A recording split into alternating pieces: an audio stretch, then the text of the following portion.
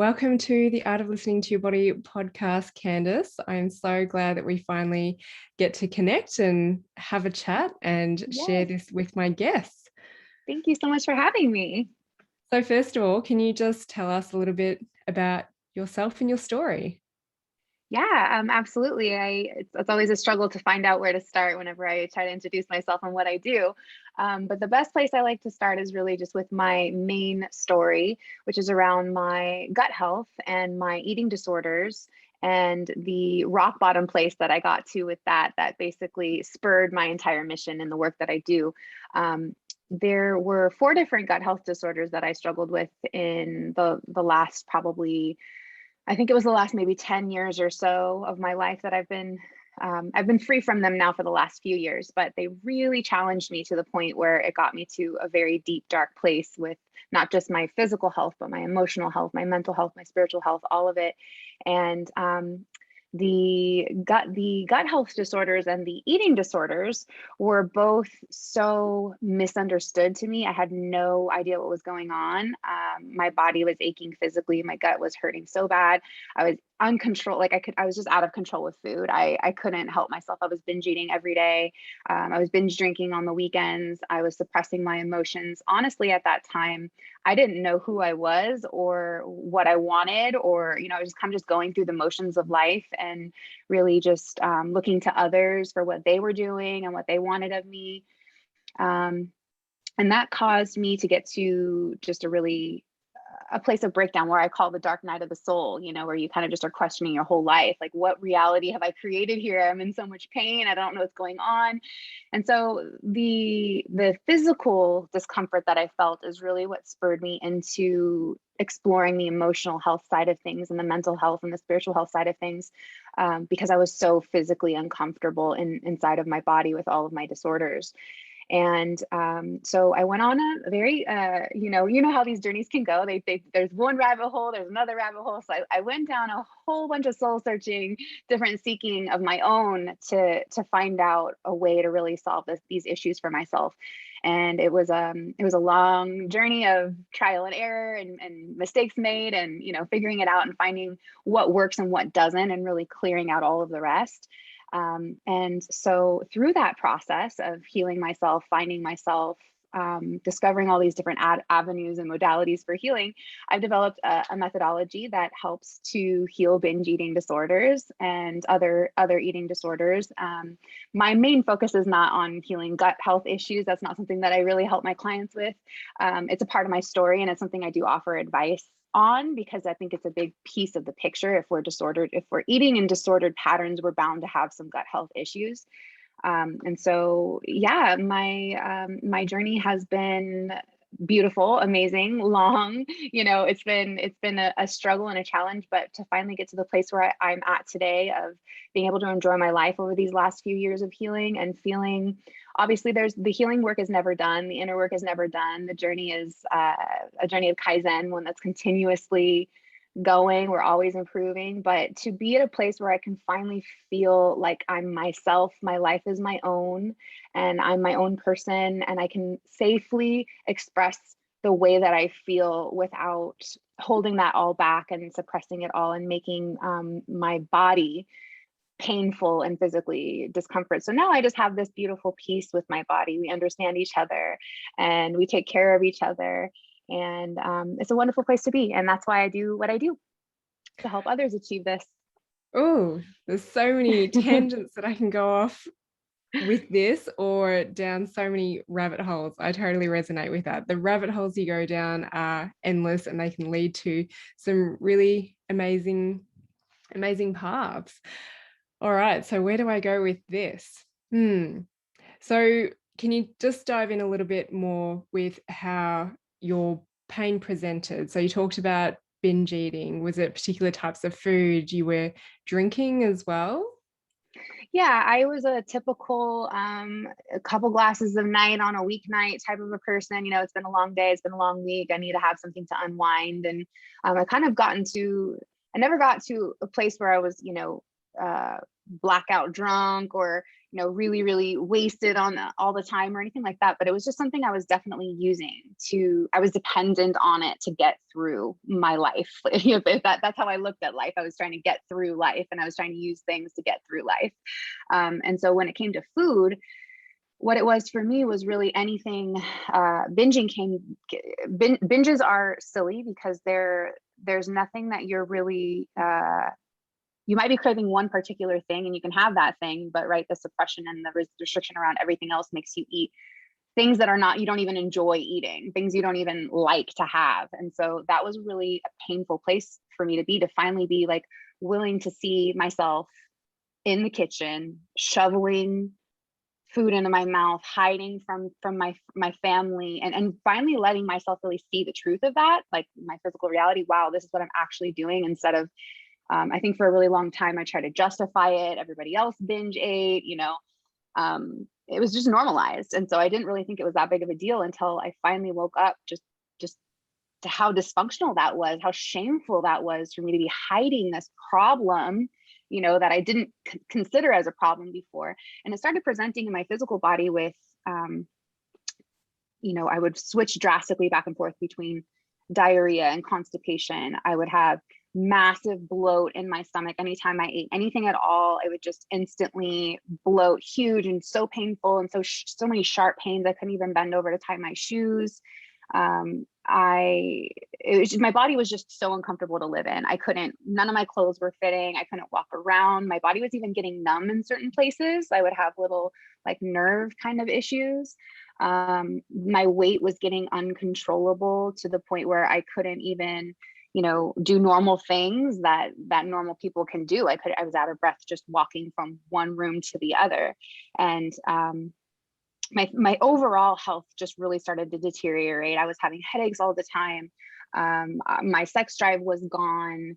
I didn't have I was out of touch with all of my hunger cues. So I couldn't even tell if I was hungry or not. I was just constantly, filling myself full and feeling just this fullness and this grossness and this just constantly overfull feeling. And my relationship suffered because of it. And I had a lot of mixed feelings come to the surface about how I was taking care of myself and the shame around how I was taking care of myself. So from the physical stuff that was showing up at first, after that, it started presenting more as emotional discomfort and kind of this deep, I've always struggled with anxiety my whole life, and come to find out now that I know what I know about anxiety, I realize why, I struggled with it all along. But at that time, I was thinking, oh, it's just anxiety. It's just, here it is again. It's normal. Everybody has anxiety. It's fine. I'm just going through just having anxious feelings.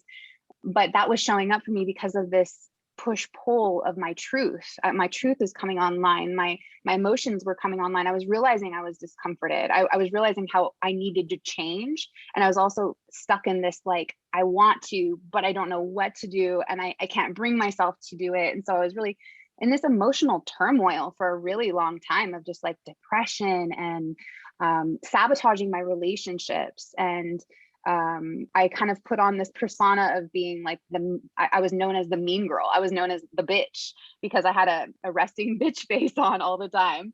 I was just mad. I was angry all the time. And so that's really how it presented, first physically and then emotionally. And then, as I finally started to allow my emotions and listen to my emotions, to what they were trying to tell me, that's when I realized that we had the fundamental spiritual issue at the root of it. I was just disconnected from who I was as a person, my spirit, what my spirit wanted me to who my spirit wanted me to be versus who I was showing up as, the potential of who I knew myself to be, versus this human version of me holding myself back and keeping myself trapped in my own struggle. And so that's what was creating the ultimate anxiety in my system that I had become so comfortable with, of like, oh, this is okay. This is just the way it's supposed to be. Life isn't supposed to be perfect or easy. I just need to get through it. But once I could hear my spirit, once I could hear my soul and my purpose and my calling, and really tap into my greatest essence, my greatest energy, there was no turning back from there. I was self-motivated to heal from there, knowing what my actual truth was. Yes. Oh, so good. I've just been talking to a bunch of people about this, and I call it the 2 phases of discomfort. The first one is where you have to go through that dark night of the soul, or you actually process those emotions that are stored in your body. And as you do that, you start to uncover more of who you are.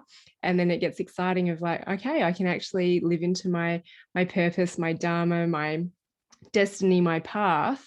But the challenges don't stop, do they? When you step into that. They don't. So it's like this fear and resistance that comes up when you want to like process the emotions, but the fear and resistance also shows up, but in a different way and a different energy behind it when you step into doing what you love to do. Mm-hmm. Mm-hmm.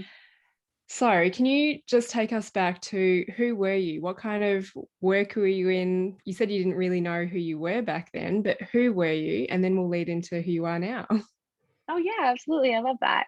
At the time, so during the last, this last version of me that I'm really honing in on, the one that made the decision to make the changes. This version of me was 30 something. I think I was in my early 30s, and I was a corporate accountant. So I just had a 9-to-5 job, and my job was very methodological. Like, it was there was always a yes and a right. Everything was black and white. It was there was not a lot of gray area in my life at the time. Everything was either good or bad. There was a right way to do things and a wrong way to do things. And I was kind of in this place of just, I got my degree and I got this job because I had a natural affinity for numbers. And I was kind of thrown into this position early on in my life around accounting, and it just kind of snowballed. And before I knew it, I was an accountant that didn't really love what I was doing. I kind of felt like I was living in this place of for a few years where I felt like I was dying under the fluorescent lights, just like wasting away, like serving somebody else. What am I doing? This is shoveling paper around back and forth. Like, this is not serving me. But I didn't know what my true calling was. Like, okay, what else is there for me? Most people, I feel like I was in that bucket where we don't feel special. We don't feel worthy. We don't feel like there's anything more for us except for what we're thrown into. Whatever, your first job is, well, I guess that's what you're going to continue to go along down the road. And so that's kind of the emotions that I was living in. And the same goes with my relationships, with my romantic relationships. I haven't had a lot of luck with love in my life. I've had a tumultuous history there. And I didn't understand it at the time, but now obviously I have so much compassion for why I've had those bonds, those trauma bonds, why I've reenacted a lot of those toxic cycles with a lot of those people, why I chose those people to begin with. And I have so much compassion for calling them into my life and them being what they were for me at that time. But I was also really waking up to the fact that they weren't what I needed. They weren't the person that was in my life at this time. My husband at the time, felt so much guilt around the fact that the version of me who picked him was really sick.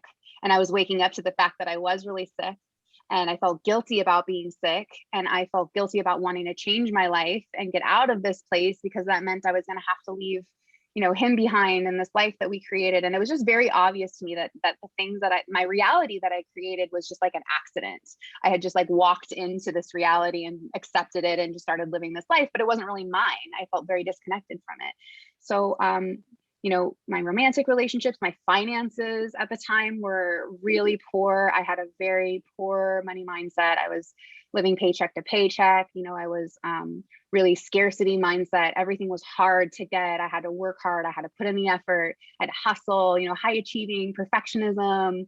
And I was constantly up in my mind at that time too, very list making oriented, very like I needed to have everything planned and organized. And how that bled over into my food relationship was the constant need to control that in order to feel secure in my life, because I didn't feel like I had control over anything else in my life. And so my subconscious solution to that, which I didn't recognize at the time, was to be more controlling over my food, making sure I had the grocery shopping was done perfectly, like the meal prepping was done perfectly, and that I could plan for all my meals and of course sabotage them, of course not actually use the meals that I had planned, but it made me feel more in control over my life. And I did a lot of these silly little things, to make myself feel more in control constantly staying busy, constantly filling every minute of my day with something productive, something to move the needle forward. I never rested. I didn't know how to care for myself properly.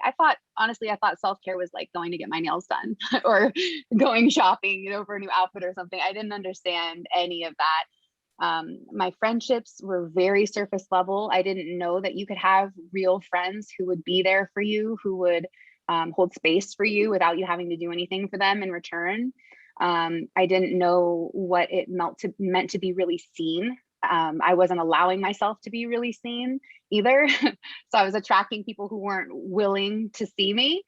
And that was very dissatisfying too, to finally wake up to that. And, also I would say that the last big area of my life that I'll mention here from my previous version is the shameful cycle I got stuck in as a mother. My son is 12 years old now, but in those days, obviously he needed more from me. He was going through challenges. He's got ADHD, we going through the separation from his dad, things like this that I just didn't know how to support him in. And I couldn't even support myself through. So I unfortunately made a lot of really poor choices when it came to who I was being as a mother that affected him negatively, that caused me to enter into a lot of shame cycles with myself and kind of feeling like I was an incapable mother. I was never going to get it right, And so this left me with this overall dissatisfied feeling in all areas of my life. Obviously, nothing was going well. And so, yeah, that's basically the low level discomfort that I was kind of in that entire time, just this like buzzing of something's not right, but I don't know how to fix it kind of a thing. Yeah. So was there a particular trigger, or do you think it was just a build-up? Being a corporate accountant, was there any other history involved? I think it was a buildup. It was just a buildup of a combination.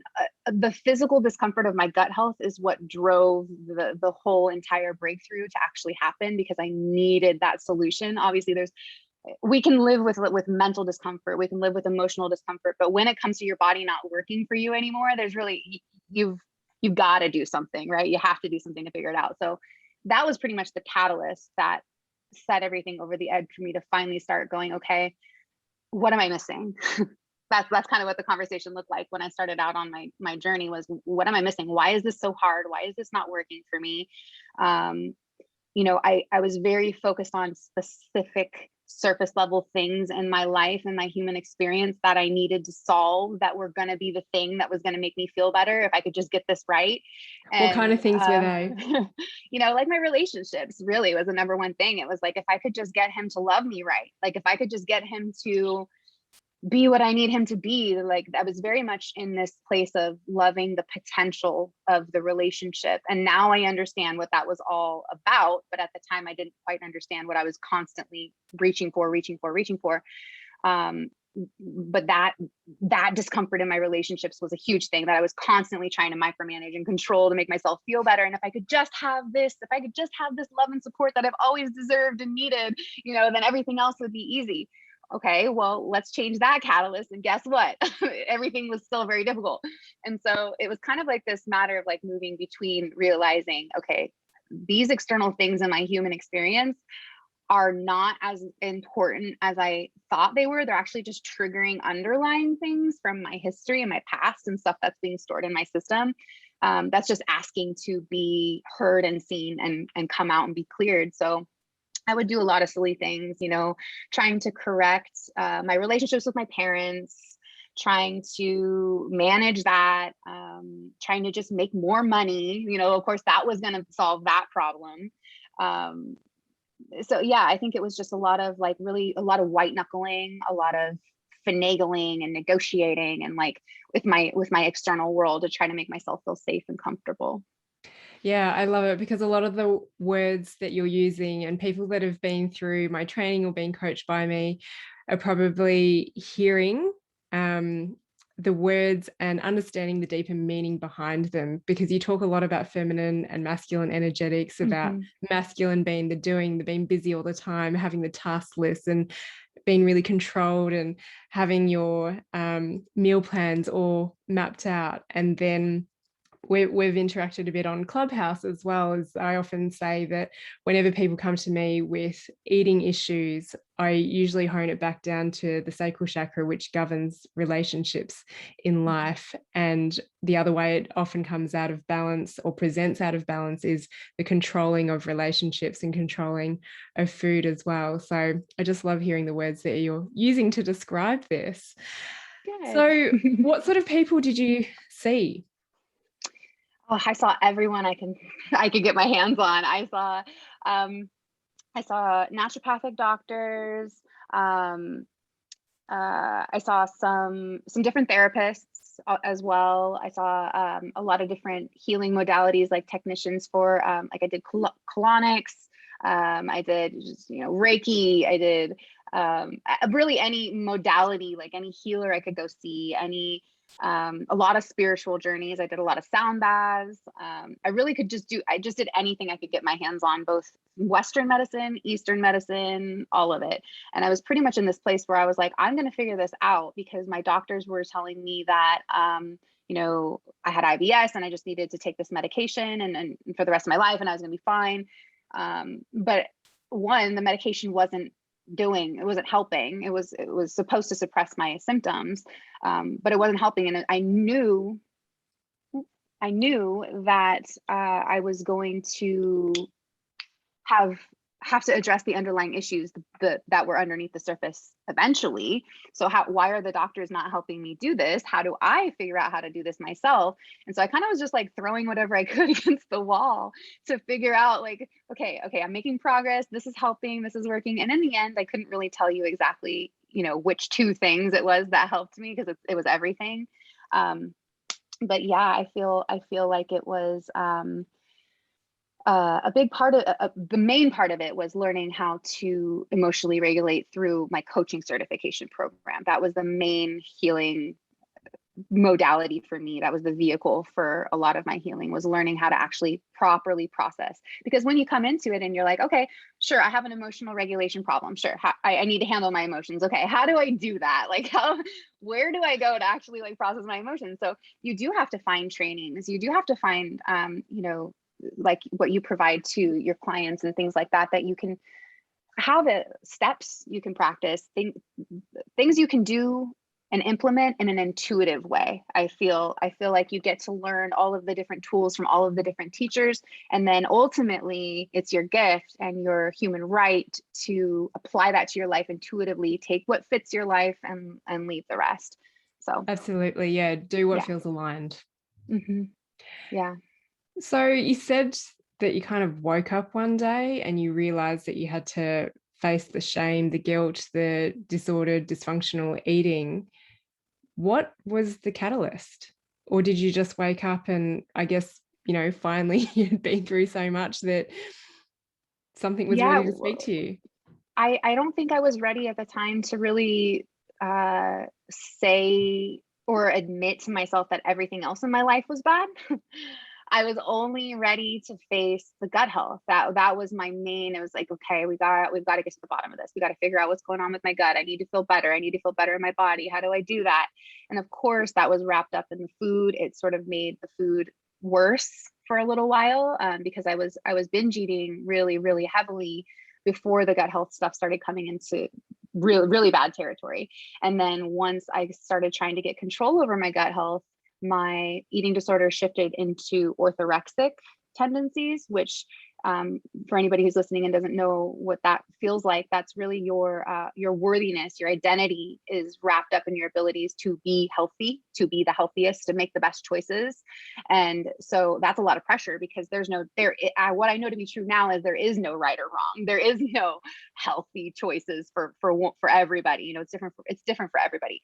And so I drove myself crazy at that time trying to figure out this concoction or figuring out this formula for my health and how to be the healthiest and fix my gut. And so I think from there, it was just taking those steps and realizing as I got deeper and deeper and deeper into the process that it was like, this isn't just about the food. This isn't just about what I'm putting in my body and what's going out of my body. This is about so much more. So once I started feeling into my emotions, I mean, day over day, this was obviously like years worth of process. So it wasn't like I really woke up one morning and realized my whole entire life needed to change, but my whole entire life started changing by slowly dipping my toes into what I was actually feeling. Because then once my feelings started coming online, and I was like, oh, maybe the reason my gut is so tense and I'm so uncomfortable and I have all this anxiety in my system is because I have all this truth that I need to speak, that I haven't been allowing myself to, that I haven't been feeling like there was any outlets for me to, that the people who were around me couldn't hold, or I was going to lose love if I started speaking up. And so, yeah, I don't think there was one particular catalyst aside from my gut health that got me on the journey. And then once I started really approaching my physical body is when I realized the emotional body was what needed my attention. Yeah. Okay. Just before we get into the truth piece coming up, I'm just wondering, because you were a corporate accountant, which I assume is reasonably good pay, yet you're having to go and do all of these therapies. I find that a lot of people say, well, I don't know how I'm going to afford all of these therapies if I step into my truth. And so they stay with their safe job. And I just think, well, if you step into your truth, you're probably not going to need as many of those therapies. Did any of that go on for you? Yes, as I started obviously shifting more, my truth was showing up for me outside of my career long before I started recognizing I needed to make a shift in my career, or before I was willing to actually make the shift in my career. I knew I wasn't happy. This wasn't feeding my soul to be pushing these papers around and being an accountant, but I was making all these other shifts in my life before I really allowed myself to say, this isn't the road for me. I don't know what is the road for me. But I did start to witness a lot more blessings. I started manifesting a lot more goodness into my life by approaching these other modalities and inviting them in and embracing them and living by a lot of these teachings that I was learning. I started realizing that I could manifest the things that I really, really wanted. I mean, down to not just physical things, right? But like I could manifest inner peace. That's the thing that I was really, really wanting. And I was trying to cover up the desire for inner peace with all these other things I needed in my human existence. And so, yeah, to answer your question, it led me to my truth in changing my career to be more in alignment with my truth. But it didn't start out that way. I had rumblings of this not being the right career path for me, but I couldn't have told you I was going to go off and start my own business and, become a healer myself. At the time, I figured, oh, well, maybe it's just a shift. Like maybe I just need to become something else, like a nurse or, like, I don't know. I didn't know that was what was going to come out of it in the end. Yeah. So would you say that sometimes we just do need to let things simmer, feel safe to then take the leap? Absolutely. Absolutely. Because I think that the more in alignment, when things are simmering, you're essentially reprogramming, recalibrating when you're in that place of just curiosity, allowance, taking in your new experiences, all the new data, and then you're shifting and becoming more and more in alignment with your truth at that point. And it just moves through you when you let it simmer and you're clicked into your truth. It just moves through you. It doesn't take as much effort or white knuckling as you thought it would take to make the shifts that you need to make.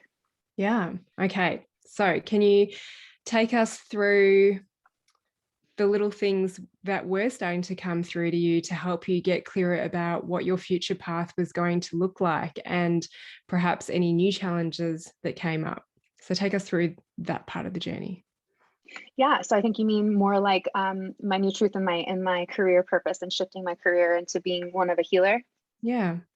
Yeah, I think that all started for me when I started getting more in touch with not just my feelings and my spirit and my whole self. I started actually accepting my good and my bad.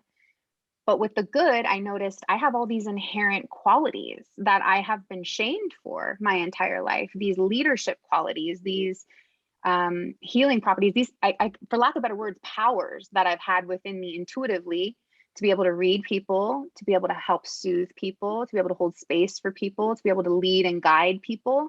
and that those strengths were always suppressed and shamed as a very small child. And so when I started getting back in touch with my truth and who I am as a whole person, sure, I got to see all of the darkness and all of the things about myself that I needed to improve or that I could improve. But I also it was really clear to me that I'm meant to help others. I'm meant to be a light to others. That's my purpose in this world. There's so much darkness here. There's so much struggle here. And the fact that my story is as deep and as dark as it has been makes me have that much more access to the lightness. So I think that a lot of my personal story was wrapped up in a lot of childhood trauma, a lot of emotional abuse, a lot of emotional abandonment, a lot of addiction, a lot of toxic cycles, narcissism, a lot of difficult things. And so much of that was suppressed, you know, me telling myself it's not a big deal. Everybody has a hard childhood. It's not, I didn't have it as bad as other people did, whatever the case was. But once I started really accepting my trauma for the good and the bad, if that makes sense, you know, these traumatic things that did happen to me are very unfortunate, and I can choose to be stuck in the suffering of having to have this as my story, or I can choose to be empowered by this being my story because it gives me access to more light, to be a even greater light leader, to be more powerful and magnetizing others towards their own healing too, because of my deeper pain and my deeper trauma. So I guess once I started really, my truth, your truth is the good and the bad, right? Your truth is accepting all of it. And so those qualities inherently inside of me that I started feeling, that just following those qualities just led me to this path of helping people naturally, organically, without paying clients or anything like that. I just really started genuinely helping people. Like I started a blog, I started a podcast. I would just help whatever friends I could, you know, with getting them on track with sorting through the all the red tape of medical stuff with gut health issues and and navigating intuitively their own health issues. And so actually in the beginning, I was gut health coaching. I was kind of helping people in their gut health department. And then when I got my training and my certifications, and I really found out that the emotional body was the key, that's when I fully just embraced the fact that I'm a healer and that this is my purpose. And there was no going back from there. Yeah, it's just like the people think they're coming in to get their gut healed, but then you open the can of worms and get into the deeper emotional stuff. Yeah, definitely. Well, and the gut is, I think that the emotions are the connection between the mind and the gut, right? That's like actually the love child of the mind and the gut is the emotions. And so it makes sense I didn't realize it, but if we're not paying attention to the emotions, then yeah, the gut's always going to be a challenge. Yeah. So I guess people coming into your world are definitely resonating with your emotions causing their gut issues now, and you probably see a whole bunch of other type of people as well. But what would happen when you would bring up the topic of emotions to some people who were just really physically focusing on the superficial gut? I think that there's a lot of, at first there's a lot of kind of like, oh yeah, disbelief, like, okay, like smile and nodding, you know, like, okay, I believe you, you're the expert, I guess. But there's not a whole lot of like trust. And that's not everybody. That's not a blanket statement. There are people who are obviously much more open-minded and much more willing.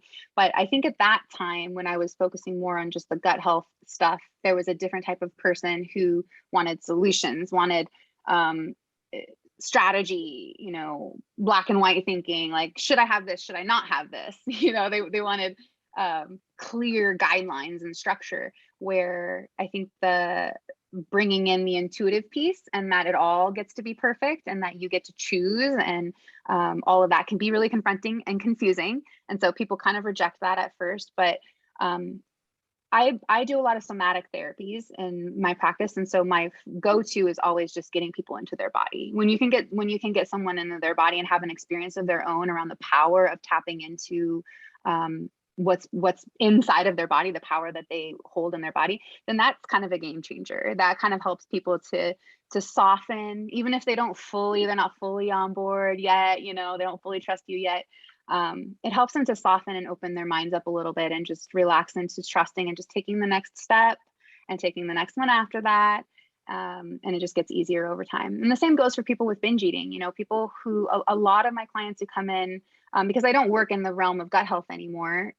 Binge eating is what I treat, but most binge eaters, they want tangible solutions. They don't view their binge eating problem as an emotional problem. They view it as a behavioral, as a willpower, as they don't have enough strength or control. And so, allowing them to soften out of the place of control and really getting into the body is what helps to show them that that's what's driving the binge, the emotion. Yeah. And that's scarier, isn't it? Letting go of the control and all of the unknown that's on the other side. Can you just explain what getting into your body means? Yeah. Well, there's a million different ways you can get into your body, and it gets to be so much more intuitive the deeper you get into the work.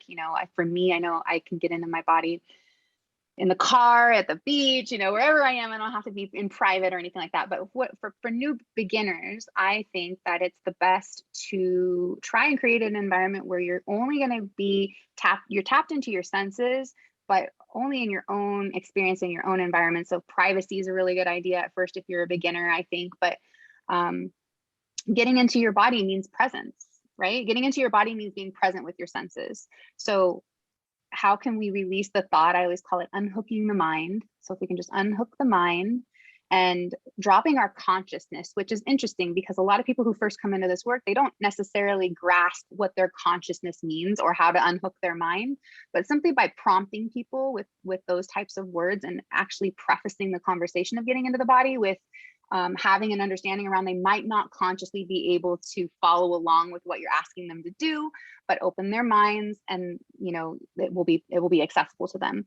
And so from there, I think it's a process of dropping your consciousness up out of your mind, however that feels good for you. Most often, the way that I'll lead this process is by rolling the eyes up and pointing them to the center of the forehead, so that when your eyes are closed, you're stretching that muscle and massaging your pineal gland. And then if you can seem to visualize the room with your eyes closed from that place and drop your consciousness down lower and lower and lower into your body, starting in your throat, then deeper into your heart, then deeper into your diaphragm, and try to view the room from that place, from deep in your body, and then using your breath to access even deeper spaces within your body. That's kind of the general practice of I use to get into the body. But again, you can do this anywhere. So now, for me, I call it dropping in. So if I'm feeling stressed, if I'm feeling overwhelmed, if I'm feeling flooded with thoughts, then I can just close my eyes, take a few deep breaths, and consciously drop out of my head and drop into my heart. And that's also really helpful to open up your chest and open up your shoulders and open up your heart. Visualizing that with color can help too. Yeah, cool. I like how you say that maybe just starting off somewhere where it's a little bit more private and knowing that it takes practice. It's funny because it just popped into my mind this morning that whenever I'm sitting in on seminars or webinars or masterclasses and they say, drop into your body, I'm like, I can't do it right now.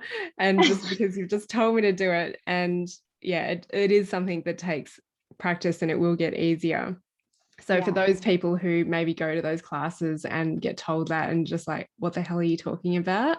Just start and practice. Yeah. I think it's important to preface the conversation for the conscious mind to just soothe it and let it know that it's okay if it doesn't quite understand what it's supposed to be doing, to just trust that it doesn't need to be doing anything at all, and let your body take over, let your body do the work. The body always knows how to be embodied. I'm just going to have to get you to say that bit again because it just cut out. So it was about, I think it's important to preface, and I will edit that bit.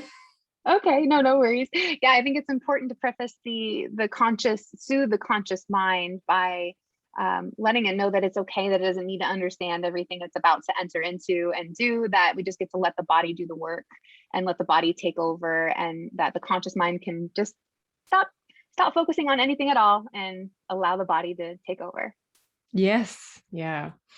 Is there anything else that you want to share about your journey stepping into your truth? Not directly at this point. I think I covered a lot of my story for you today. I will say, let's see, what else do I want to add to that? I guess I'll just preface the fact that stepping into your truth, and getting into your body is all a lot more simple.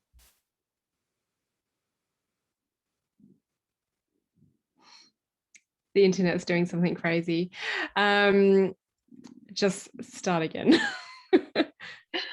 I will say that the process of stepping into your truth and becoming embodied is actually a lot simpler than we might make it out to be in our minds. We might build it up on this pedestal of confusion and not really quite knowing how to grasp it. But at the end of the day, all it really is coming back home to yourself and just learning how to hold yourself and be accepting of whatever comes up for you without judging it. Because your truth doesn't mean you have to change your entire life. Your truth doesn't mean you have to break it off with somebody or, be mean or have this big conversation. Like, you don't even have to do anything in the external world to honor your truth, to just accept what your thoughts are, what your feelings are, what you actually think and feel and want. That's staying in alignment with your truth. Just as simple as that, right? We don't have to be on this big journey path of like, oh, I got to step into my truth and go on the spiritual enlightenment. No, it's just allowing yourself to be in whatever expression you need to be in. Yeah. And it really is that you can do whatever you want to do, but it's not comfortable stepping into your truth until you get there and you realize it's all okay. And then you evolve, as you say. The challenges keep on coming up, or maybe that's me that says that. So what about just a little piece on being an intuitive healer, because you've gone through coaching programs, you've developed your own process. Can you talk a bit about that? Because I know some practitioners and coaches get really stuck in doing it the way that they've been taught, and they don't allow their own truth to come through. Oh, this is a really good topic. So intuitive is something that I love to talk about because I think a lot of people don't quite understand what that means. And it's actually just your gut. Your intuition is just your gut. And so from a practitioner standpoint, going through my trainings and learning the methodologies around how to heal, binge eating and the formula for food freedom and all these kinds of things, there are certain things that I believe that I subscribe to around what I was trained in. And there are certain things where I feel like I can put my own spin or my own flavor on it, if you will. And so, for example, there's a lot of things in the food freedom world that are telling people that they can't desire weight loss. So this is something that I've intuitively chosen from my work to empower people who desire weight loss, because the desire for the weight loss is what's actually driving the eating behaviors. And so rather than shaming ourselves and you should just love your body the way that it is and all foods fit and all this healthy at every size stuff that you'll hear a lot of in the food freedom world, I like to intuitively guide people towards making their own choices around what they want for their weight loss efforts or the way that they want their body to look, because ultimately everybody deserves to walk the world in a frame that they feel comfortable in. And if your frame needs to be lighter in order for you to feel more comfortable, then that's your human right. And so that's one thing that I've intuitively had to, I'm not going to say have to, I've intuitively get to disregard. I get to detach myself from that having to be a part of the food freedom journey. I don't have to shame people into stopping desiring weight loss in order to be a good food freedom coach.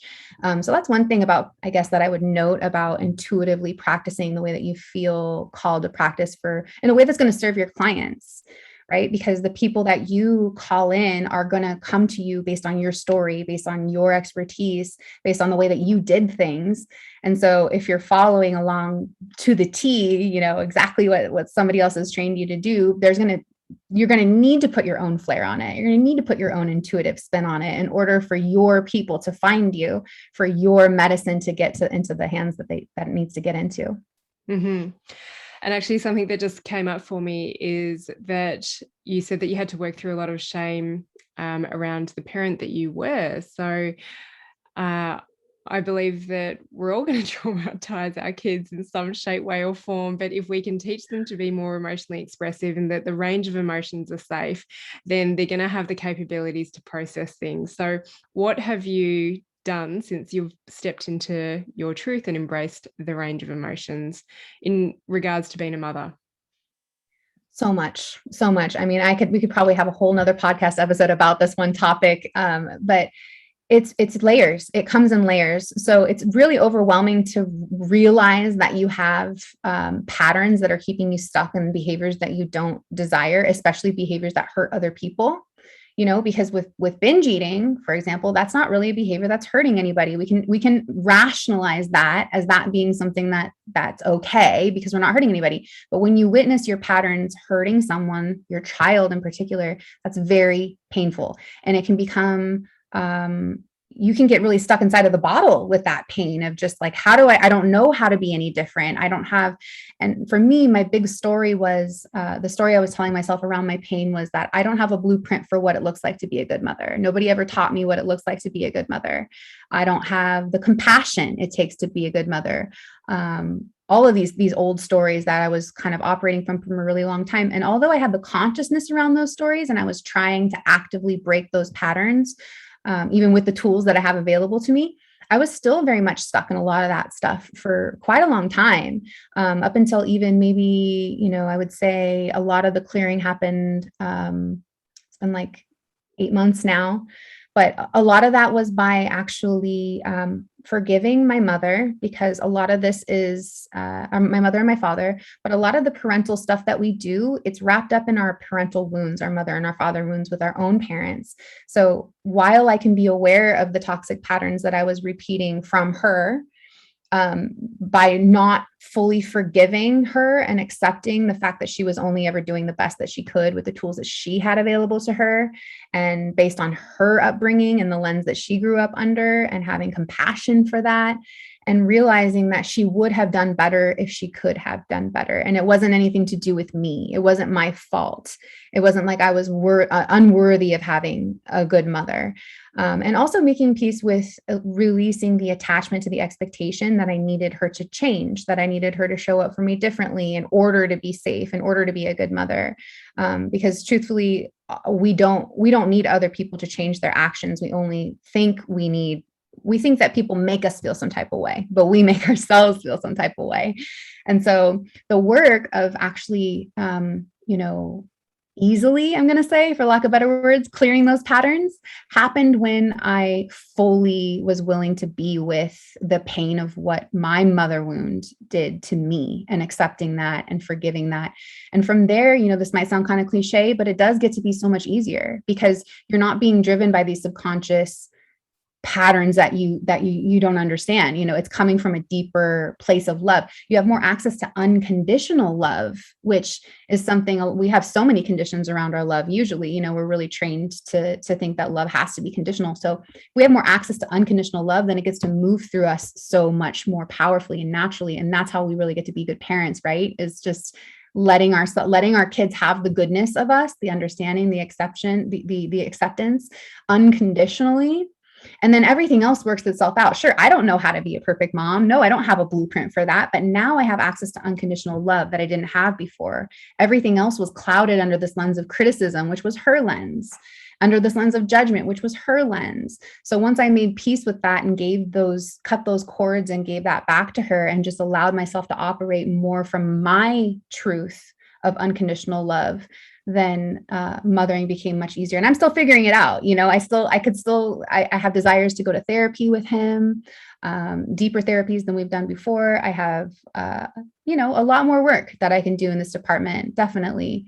Part of it also was really accepting or being willing to see the fact that I was distracting myself from the problems I had as a mother in my romantic relationships, in my work, in my friendships. I was sort of keeping myself busy and really giving a lot of my energy away to those things in order to avoid the problems that I had as a mother, and kind of just, I like brushing it under the rug, everything's fine, it'll get better. So being willing to see that I was doing that I was distracting myself, and that he was the one that actually needed my full attention. Obviously that helps too, to be willing to hold that, accept that. Yeah, no, that's great. Thanks for sharing that. So you have had so much to share with us today, and I'm sure that you share this on your own social media platforms. So how is it that people can find you and follow you? The best way is to go to my website, coachwithcandace.com. All the information's there about ways that you can work with me in a free capacity or a paid capacity. The best way. Are we frozen? There is so many internet issues. Yeah, hang on. I've never had this before. Just start again from like, how can people find you? The best way to work with me or to find me would be to go to coachwithcandace.com, where you can get information about what it is that I do, what my offers are. You can work with me in a free or a paid capacity. I have a group coaching program that's really beneficial for women who struggle with binge eating. And you can always follow me on social media. Instagram's the best place to find me, at Coach with Candace. And yeah, I'm always sharing information about how we can heal binge eating and recover from disordered eating behaviors in general, and heal the relationship with the body as well through embodiment.